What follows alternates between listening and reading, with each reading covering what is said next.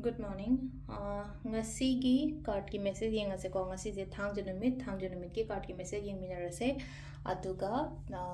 timing swipe yang ase ko to thangje numit ahamba da koi thangje gi numbers ana harasina ko number se 93 lere adu color da na black natraga purple gumba kai gumba du minus se na bi ba ko adu dum leire aduga chak thong bada koi na hapa ya base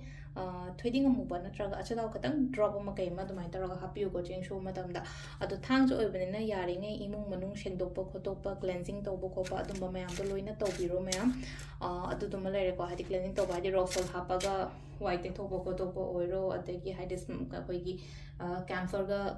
karpur ga long ga kaiga mai thado ga haita negativity kari kra had negative energies kumba kai gumba yum dagi tan thokna ba adumba mayam ma tawbibe ko khina thangje numit se ko induga mingonda leina ko hadi Saturday se donations kumba tawba khopa so yam phai ko adu dum laire ado select ai card kung katang thoksa ko card number 1 card number 2 aduga card number 3 ko ahamba ani shuba ahum suba ko ahamba second stra ani shuba kanstra traga ahum suba kanstra ama khan minara sa ko hadi first card khan bangai gi yenga se ko hadi silai se first card khan bangai gi na kari message lakke ha bato se yenga ko hadi first card khan bangai gi oina se emotions hai tare ko emotions control gumba to wi ba silai se emotion control da pot sing se yari ngai balance to raga chapina amagi shu yana ba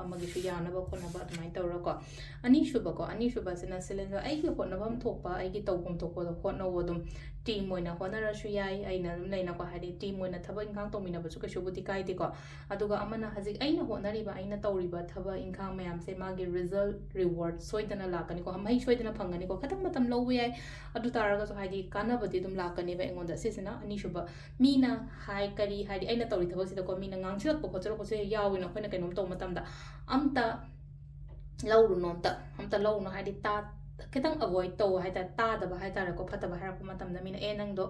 kana do mande ya to mande ka hai matam da kitang haita avoid ignore gumba kai gumba to mana gumba to biba ko sisna koi gi number 2 khan bangai gi oina oire ko number 3 khan bangai yenga se ko number 3 khan bangai gi oina se lai se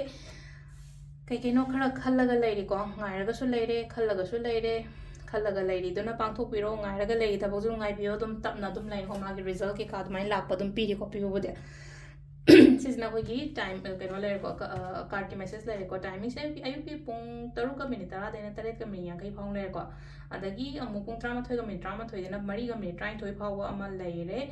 aduga keno ko